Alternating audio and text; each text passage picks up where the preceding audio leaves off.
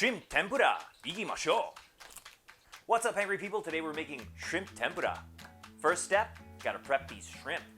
How do we prep these shrimp, you might be saying? Well, this is how we do it. Start by twisting off the head from the body. Use a pair of kitchen shears to cut the shell along the back of the shrimp.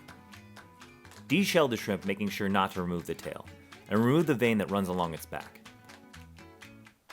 Next, you are going to make slices that coincide with the ridges that run along the belly of the shrimp. Make sure not to cut all the way through.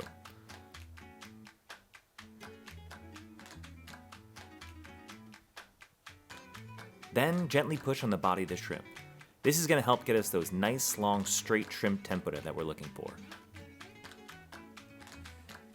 Repeat for the rest of the shrimp. And you're done. Alright, hangry people, it's time to start the batter.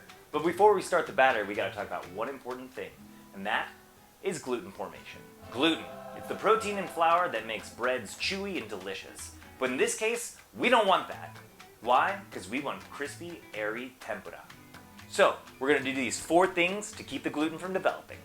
Number 1, we're gonna use Japanese low gluten flour. If you can't find this, cake flour is a great substitute. Number 2, we're gonna use ice water in the batter. The warmer your water is, the more the gluten's gonna develop. So we're using ice water to keep those gluten from forming. Number 3, we're not gonna overmix our batter. You actually just wanna barely mix the flour into the liquid. Lumps are actually a good thing. Number 4, we're not gonna mix our batter until just before we're gonna fry. The longer it sits, the more gluten that develops. So we want as little time in between making the batter and frying it off. Let's go! Start by heating your oil to 350 degrees. Make sure you have everything ready to go before you start frying. Before you begin the batter, dredge the shrimp in a light coat of flour. Start the batter by scrambling 1 egg. Then stir in 1 cup of ice water. Yes, ice included. Then sift in 1 cup of low gluten flour. Using a whisk, push the flour into the liquid, just enough to combine. Time to fry. Start by frying off the heads.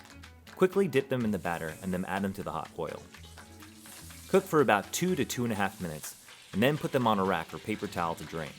When you're in between batches, make sure to strain out any extra bits of batter that are floating around in the oil, or they're going to start to burn.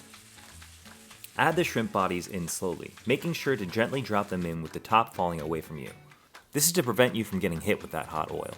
After the shrimp floats to the surface, drizzle a bit of extra batter onto the shrimp. That's going to give it more of those nice crispy bits. Cook for about 2 to 2.5 minutes, and then remove and drain. Alright, first things first, I'm gonna eat one of these heads. Don't be afraid of it.